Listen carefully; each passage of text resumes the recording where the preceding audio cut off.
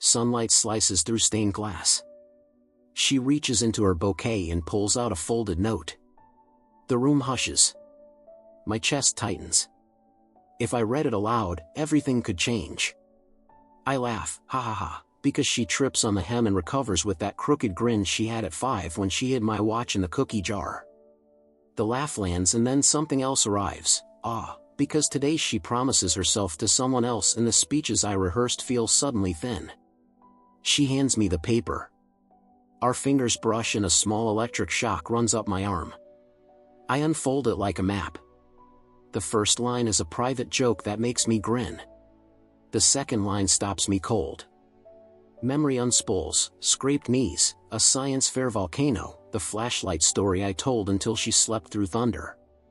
Nights she practiced vows to an empty yard, me on the porch, listening like a guardian of tiny rituals.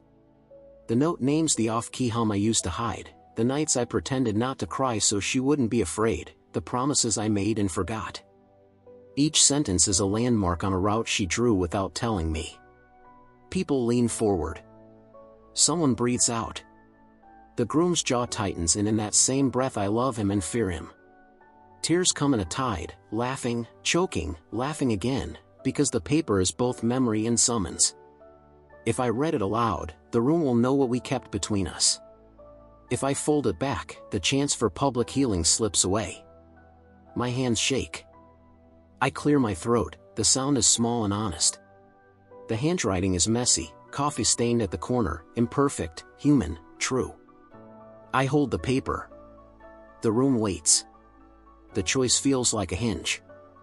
I read the first line because my hands would not let me do anything else.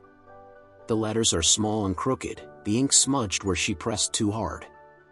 I say it out loud and the room tilts a degree. Dad, remember the night you promised me the moon? And everyone laughs, because of course they would. It was our ridiculous bargain under a blanket with a flashlight, the moon for pancakes, a promise that I would always be there. The laugh lands like a pebble.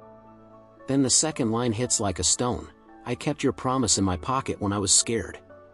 The groom's hand goes wide around his vows. The organ falters. Someone's breath catches. The church feels suddenly like a room with a door she has opened to let in a wind that smells of rain and old photographs. Her scrap of paper is not just jokes, it is a map of small survivals. She writes how she carried my off-key hum like a talisman through bad days, how she folded my silly promises into armor when the world felt sharp. The note names nights she was brave because she remembered me being brave for her. The naming makes bravery contagious. My knees go soft and then steady, as if the paper has handed me back a piece of myself I had misplaced. People lean forward. A child whispers. A woman 2 pews back dabs her eyes. I laugh, short, surprised, and then I weep, not quietly but in a way that makes the officiant pause, because these tears are no longer private. They are a tide that washes over strangers and family alike. She wrote one sentence that asks for nothing and everything: if you ever need me, I will come back. The line cracks me open. It carries 1,000 unspoken years, my fear of losing her, my stubborn hope that some part of her would always be mine. I fold the corner with a thumb that trembles. She squeezes my hand and mouths, trust me. The gesture lands like a promise. I look up. The room holds its breath. Next module, the sentence that named the person we had all been missing. The next line tilts the room again. The ink is hurried, the letters leaning like someone running to catch a train. She wrote a name. My breath stops. For a second the world narrows to that single syllable and the organ becomes a distant hum. The name is the one we have been missing for years. It makes the air in my chest ache and the corners of my mouth go soft. I say it aloud because my voice will not be quiet, the sound of it in the church is small and enormous at once. People shift. A woman presses her hand to her mouth. A child blinks. The groom's fingers whiten around his vows. I laugh, short, surprised, and then the laugh breaks into something else, because the name is a doorway and we have been standing outside it for too long. She tucked that name into the bouquet like a compass point. The map she gave me now points not only to our past but to the person who shaped it. The note reads, simply, "Dad, tell her I kept the moon." Ridiculous and perfect, it lands like a stone and the whole pond ripples. I remember the flashlight under the blanket, the solemn bargain with giggles and sticky syrup. I remember promising the moon and thinking it was a joke. Later, when the world got sharp, she would reach into her pocket and touch that promise like a talisman.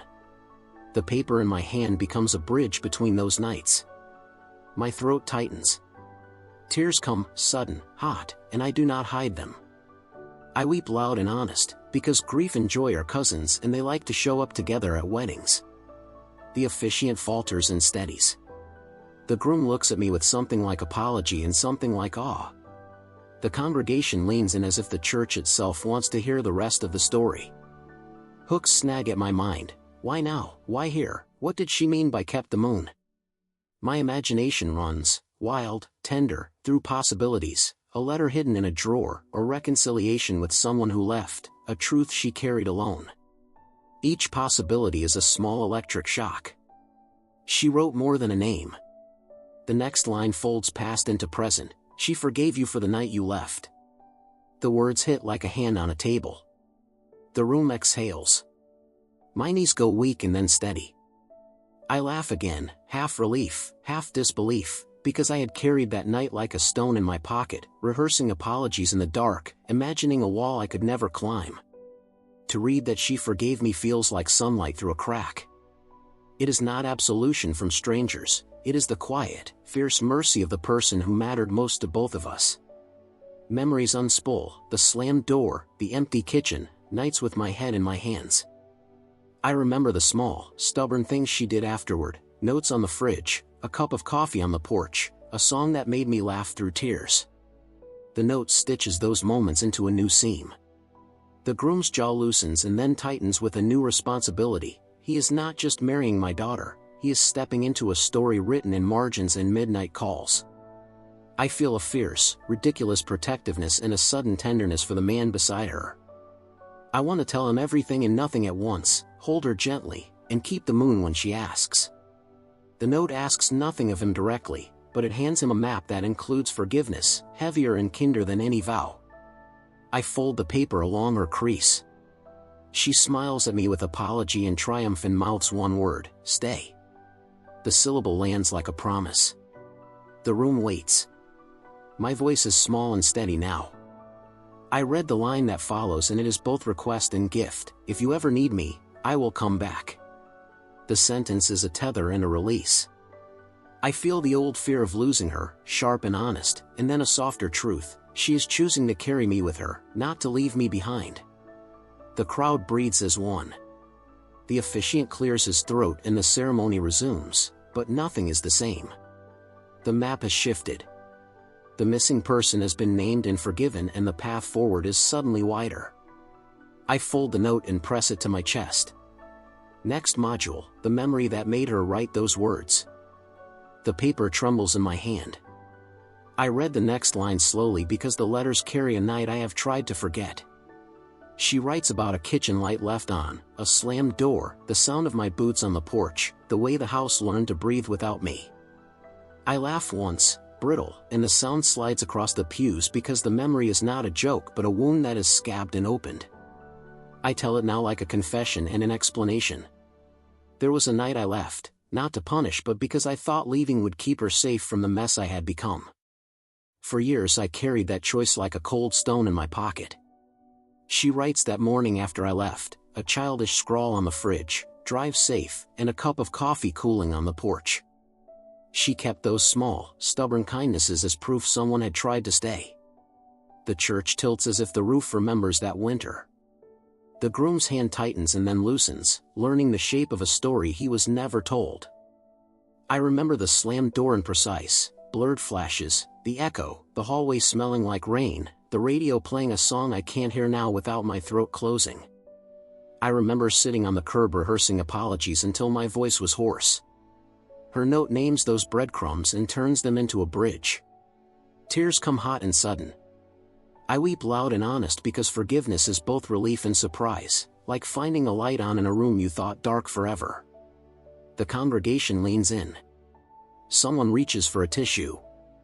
The officiant pauses. She forgave me not with a speech but with small, brave acts. The paper reads like mercy, not erasure. I fold the note along her crease and press it to my chest. She mouths one word, stay. The syllable lands like a promise. I look up. The room exhales. The map has revealed its first secret. Next module, the memory she asked me to keep and the promise that will change how I stand in the years to come. She asked me to keep one small thing. My hands go cold and hot at once when I read it. The paper trembles. The church leans in with me.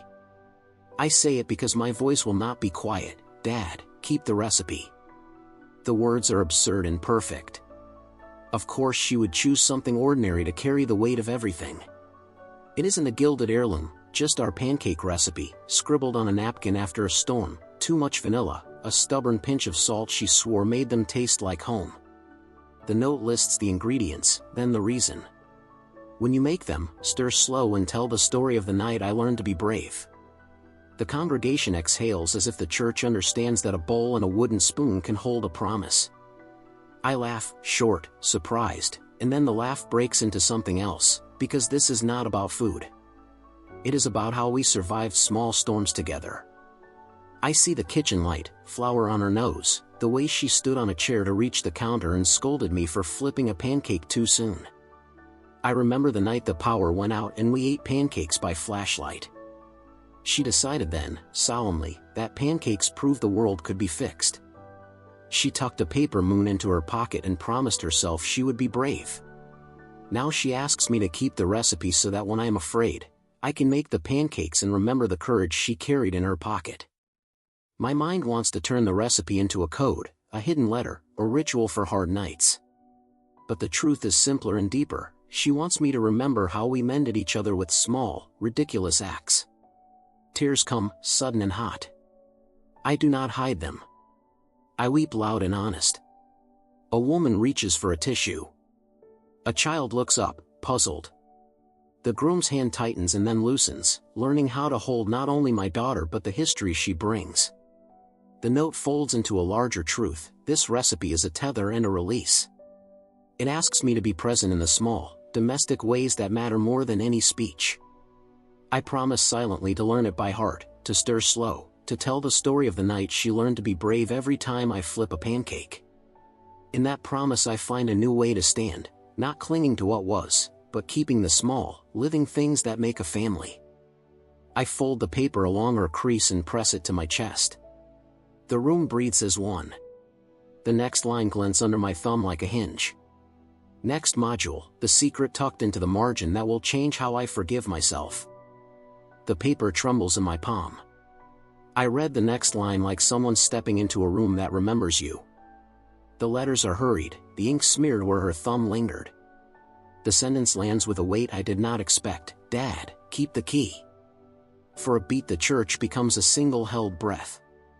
I laugh, short, incredulous, because of course she would hide a request in plain language. Then the laugh breaks, and something else arrives. Awe, because the key is not a metaphor. It is the real key to the cedar box we kept under the stairs, the box I thought I had closed forever the night I left. I remember the box, nicked wood, the faint scent of lemon oil and old paper, the way she would slide her hand over it like checking a secret. I remember locking it when I left, thinking closing it would close the chapter.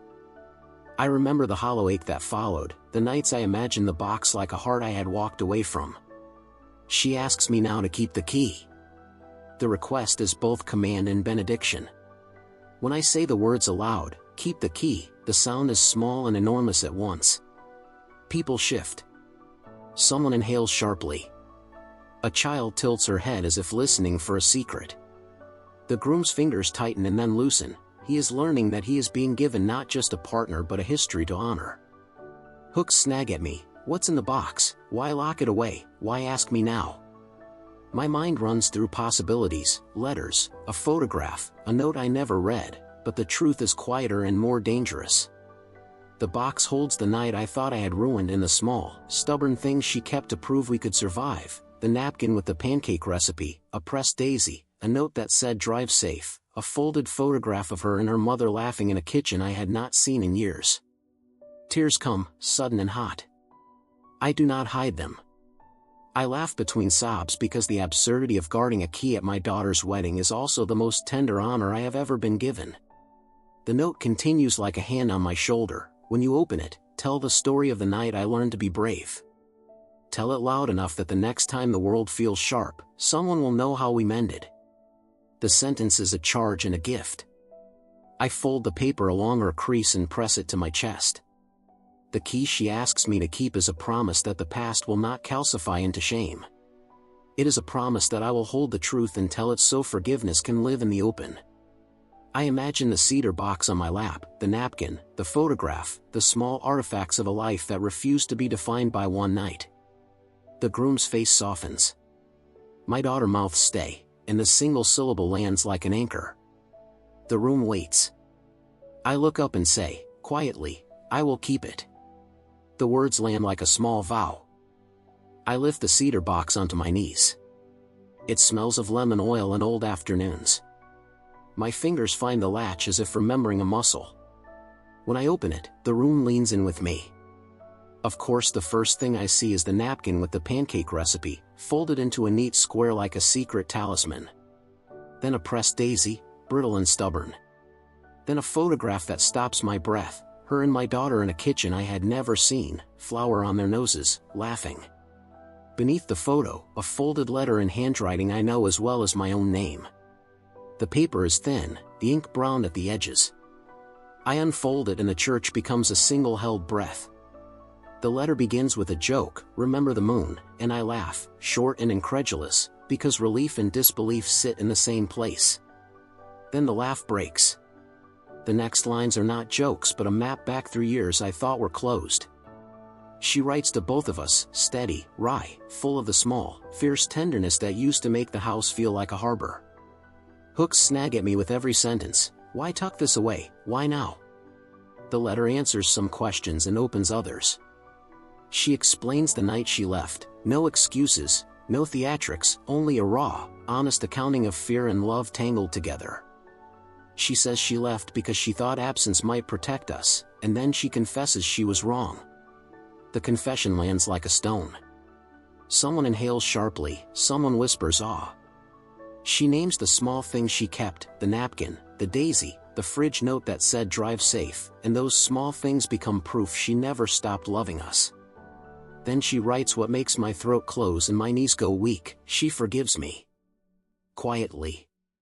Stubbornly. By naming the hurt and choosing to carry it differently. I weep openly, part sob, part laugh, because forgiveness is both balm and surprise. The letter reveals a secret I hadn't expected. She tucked the moon into my daughter's pocket the night we promised it, and she kept a private journal of the days she watched us from afar, a ledger of how we mended ourselves without knowing it. She asks me to tell that story, to make it a ritual rather than a wound, make pancakes, speak the truth aloud, let our children know how we survived. Then a line that tilts the room, marry her to the world with my blessing, not hold her back with my fear. The sentence is benediction and release. I fold the letter along its original crease and press it to my chest. My daughter's eyes are wet and bright. She mouths "Stay," and this time it is a promise. The map in my hand has shifted. What I thought was a key to a closed box is an invitation to open the door and let light in. I clear my throat. The sound is small and honest. Next module, the moment I decide whether to read this letter aloud to everyone, or keep it as our private covenant. I look up from the paper. The church is a held breath. The choice sits between us like a small, heavy stone. Read it aloud and the private becomes public, fold it away and the moment stays ours.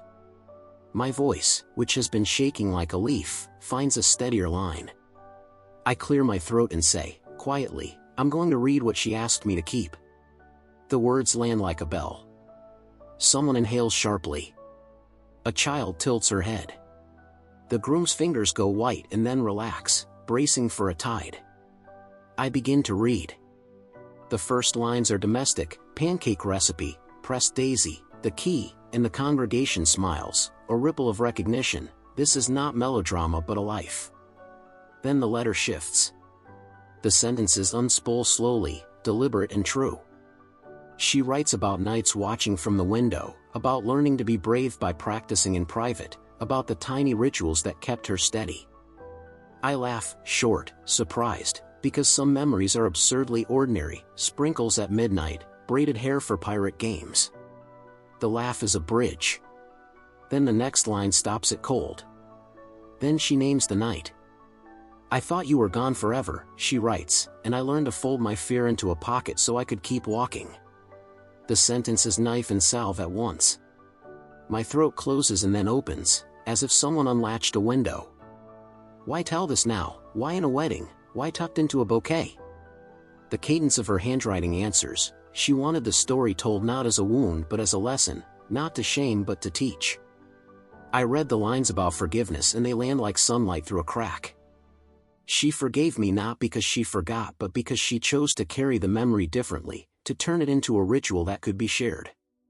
Tears come, sudden and hot. I do not hide them. I weep in a way that makes the woman 2 pews over reach for a tissue and the child look up with wide, puzzled eyes. The congregation breathes as one. Someone laughs through tears, someone whispers awe. The officiant allows the moment to stretch. Midway through the letter she writes a sentence that makes the groom look at me with a new kind of respect. "Dad, bless him. He will need your stories and your permission to love me fully." The line is a charge and a gift. The man beside my daughter inhales. I see him take in the weight of what he is being asked to hold. Hooks pull. What stories will I tell? Which truths will I hand over? How will this change the vows being spoken? And I realize the act of reading is itself a vow, to be honest, to pass on the messy, human history that made her who she is. I read aloud the parts where she asks me to teach him the pancake recipe, to keep the key, to open the cedar box when the nights are hard and tell the story of how we learn to be brave.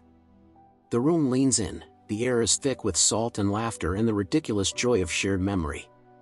When I finish, the silence is not empty but full of forgiveness, full of possibility. I fold the paper along its original crease and press it to my chest. The gesture is small and it feels like a vow. My daughter's eyes are wet and bright. She mouths stay, and this time it is not a plea but a promise. The groom steps forward and, without ceremony, takes my hand and squeezes it as if to say, "I understand. I will carry this too." The congregation exhales, some clap softly, some laugh, some cry. The ceremony resumes, but nothing is the same. The map she gave me has been read aloud. The path forward is wider, stranger, kinder. I tuck the folded letter into my jacket and feel its weight like a new responsibility. Next module, I speak, out loud, to everyone, about the night I left, the apology I rehearsed for years, and the small, ridiculous story that made forgiveness possible. The church tilts toward me as if the roof itself wants to hear what I have rehearsed in the dark. My throat is a dry drum. My hands hold the folded paper like a relic. I breathe and the first words come out small and honest. "I am sorry." The sentence drops into the room like a stone. I laugh, short, ridiculous, because even this rawness feels oddly human. The laugh dies. The air tastes like metal and rain. I tell them the night I left, not as excuse but as a map of my fear. I thought absence would protect her from the man I feared I was becoming. I say the slammed door, the boots on the porch, the curb where I rehearsed apologies until my voice was hoarse. Faces answer me, a woman with a tissue, a child with wide eyes, the groom's jaw softening as if learning the contour of a story he was never told. I do not ask for absolution. I offer truth. I name the small things she left like breadcrumbs, a note on the fridge that said "drive safe," a cup of coffee cooling on the porch, a napkin with a pancake recipe folded like a talisman. I laugh, because the memory of her standing on a chair to reach the counter is absurd and tender and exactly the thing that stitches a life together. Tears come, sudden and hot. I do not hide them. I weep loud and honest because grief and joy are cousins and they like to show up together at weddings. The congregation leans in as if the church itself is listening to a confession that wants to become a lesson. I set down the apology I practiced in the dark like a coat I no longer need to wear. I say I was wrong to think leaving would fix anything, that absence taught me how to be small and brave in the wrong ways. The only real courage, I tell them, was learning to come back and to stay. The groom surprises me. He steps forward and reaches for my hand, not to defend himself but to promise we will hold her together. The squeeze says what words cannot. I tell a ridiculous, tender story to break the tension. The night the power went out and we ate pancakes by flashlight, and she declared, solemnly, that pancakes could fix anything. The room laughs. Relief loosens something in my chest. I promise aloud, I will keep the key. I will make the pancakes. I will tell the story of the night she learned to be brave whenever the world feels sharp. The promise is small and domestic, and it lands like a vow because it is practical and repeatable. When I finish, the silence is full of forgiveness, full of possibility. My daughter crosses the aisle and takes my hand. For a moment we are not father and bride but two people who survived a long, strange weather together. She whispers thank you. I whisper I'm sorry. The words fit like two pieces of a map finally aligned. The groom bows his head as if to receive a blessing. The congregation exhales, some clap softly, some laugh, some cry. The ceremony resumes, but nothing is the same. I fold the paper and tuck it into my jacket, feeling its weight like a new responsibility. I stand differently now, lighter and steadier. He stands then, the groom, and the room shifts as if a new instrument has joined the orchestra. His voice is steadier than I expected. When he speaks, the sound lands like a hand on a table, ha ha ha, because there is a ridiculous, tender bravery in a man who will promise to guard pancakes and keys in front of 100 witnesses. He begins with a laugh that breaks the tension, a small human sound that makes people smile. Then he says my name as if he has been practicing not just vows but the shape of my story. He tells them he read the letter, that he knows about the night I left, and that he does not come to erase the past but to hold it with us. He answers the quiet questions with a promise both practical and fierce. He will learn the pancake recipe, he will keep the key safe, he will open the cedar box when the nights are hard and tell the story of how we learned to be brave. The congregation leans in, someone inhales sharply, a child tilts her head as if listening for a secret. His vow is not a flourish of poetry but a set of small, repeatable acts, and that is what makes it a covenant, not a performance. He squeezes my hand when he says it. The squeeze translates, I understand. I will carry this too. He tells a story of his own, a ridiculous, tender memory of the first time he tried to make pancakes and set the kitchen on a small, smoky fire, and the room laughs, because the image is absurd and human and exactly the kind of thing that stitches two lives together. Then his voice softens. He promises not to hide from the hard parts of love. He will not pretend the past is a clean slate. He will bring our stories into the marriage like a lantern, not to burn them away but to light the path forward. Hooks keep pulling at the edges of the moment. Will he carry our history without being crushed? Will he be gentle with what's still tender? He answers by promising presence in the small things, midnight pancakes, a hand on the back in the dark, a phone call when the world feels heavy, and in the big things too, to stand with her when she needs to forgive and to ask for forgiveness when he needs it. Our stories and has become threads in a new cloth. When he finishes, the silence is full, salt and laughter and the soft relief of people who have watched a wound become a lesson. I feel a knot loosen in my chest. I laugh, surprised, then weep, because the man who will be my son-in-law has promised to be both brave and ordinary in the ways that matter. He takes my hand again, this time the squeeze is sure. In that small gesture there is an agreement, we will hold her together. The music swells. The ceremony resumes, but nothing is the same. The map she gave me has been read, the key is in my pocket, the recipe is in my head, the cedar box sits like a small altar of proof that we can mend. I fold the letter, tuck it into my jacket, and stand differently, lighter and steadier. The groom lifts his head with a smile both shy and fierce. The room exhales as one. The music begins like a soft tide and the room leans in. She takes his hand and they move to the center of the floor. For a moment the world narrows to the slow, ridiculous perfection of two people learning to orbit each other. I stand at the edge of the circle, the folded letter warm in my jacket, the cedar box key a small weight against my ribs. As they sway the light catches the photograph I found inside, her and her mother, flower on their noses, and the image slides through me like sunlight. The first dance is a promise in motion, his hand at the small of her back, her head on his shoulder, their feet finding the same imperfect beat. People smile, someone breathes out, a child claps once and then watches with the solemnity of someone witnessing a small miracle. Hooks snag at me, will the past stay quiet now that we named it? Will the rituals we promised be enough when storms come? Then the music shifts and a new sound threads through the room. A woman steps into the light. Older, steadier than the photograph, she stands at the edge of the dance floor with a crooked smile and eyes that have learned how to be brave. For a beat the room forgets to breathe. My knees go weak and then steady, the old ache loosens into a fierce, strange joy that makes me laugh and weep at once. She crosses the floor with a careful, almost ceremonial step. She does not make a speech, she folds her hands and looks at my daughter and then at me, and the three of us form a triangle of light that holds 1,000 small mercies. She speaks in a voice steady and a little rough from practice. She kept the moon because she believed in promises. She watched us from a distance and learned to be brave by watching how we mended. She is sorry, not theatrically but bone deep. Tears come, sudden and hot, and I do not hide them.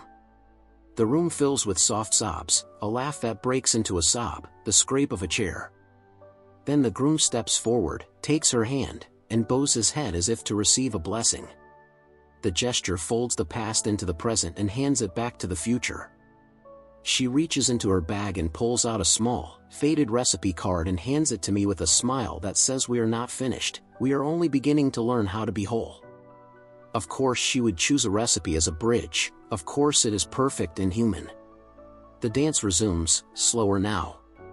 We watch two people we love move together under the light. I press the folded letter to my chest and feel the cedar key like a promise in my pocket. In that small, private weight I find a new way to stand, not as a man who clings to what was, but as someone who keeps and shares. The surprise guest has changed the shape of the night, the map she drew is opened into a landscape we can walk together. Next module, the last line of the note, the vow that ties everything together, and the way we step into the future with pancakes, keys, and a promise. The last line waits under my thumb like a hinge. When I read it aloud the church inhales as one. The handwriting is small and sure.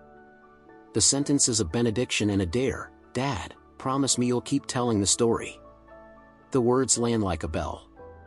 The room dissolves into 1,000 small sounds, a surprised laugh that breaks into a sob, the rustle of tissues, a child's puzzled intake of breath. Every year folds into that single request. Hooks snag at me, tell the story to whom, how often, what if I fail? The answer is not tidy. She means the night we ate pancakes by flashlight, the night I left and the nights I came back, the way forgiveness was learned in crumbs and coffee rings. She means the recipe and the key in the cedar box and the photograph in the letter. She means the small rituals that stitch a life together. Ordinary things, she knew, are the only things that survive time, a card, a smell, a spoon. I laugh because of course she would ask for something ordinary to hold the weight of everything, because ordinary is durable. I promise aloud, and the promise is simple and therefore true, I will tell it. I will make the pancakes and tell the story every time the batter bubbles, every quiet night, every time someone needs to remember that people can break and mend and still love. The congregation leans in as if the church itself wants to be part of the ritual. Someone whispers yes, someone laughs through tears. The groom squeezes my hand like a man who has been given a map and chooses to follow it. Hooks keep pulling. How will this change the family we become? Who will carry the next chapter? And the answers arrive in gestures. The groom learning to flip pancakes without burning them, my daughter folding napkins with the same careful hands she used as a child, the woman who returns standing beside us with a crooked smile that says we are moving forward. I fold the letter along its original crease and tuck it into my jacket. The cedar key is warm in my pocket like a heart. Tears come, sudden and hot. I do not hide them. I weep loud and honest because joy and grief are braided now and will not be separated. The music swells, the first dance becomes a promise in motion. People clap softly, some cry, some laugh. The room feels like a living thing healed by being seen. Hooks thread through the moment. What will the next storm teach us? Who will show up when the nights are sharp? Will we remember to stir slow? and each question is answered by a small, repeatable act, a phone call at midnight, a plate left on the porch, a story told at breakfast. I stand differently now, not as a man who hides his past but as one who keeps it like a lantern, handing it to the next generation so they can see where to step. The last line of the note becomes the first line of a new story. We will tell it, laugh at the ridiculous parts, weep at the honest parts, and teach our children that promises can be kept even when people are imperfect. The groom bows and lifts his head with a smile both shy and fierce. My daughter squeezes his hand. The woman who returned lays her palm over ours as if to seal the covenant. The ceremony closes not with an ending but with a beginning, pancakes to make, a key to guard, a letter to read aloud on hard nights. The final image stays with me, flour on 2 foreheads, laughter spilling like syrup, and the 3 of us, messy and whole, stepping forward together into a future we will name again and again.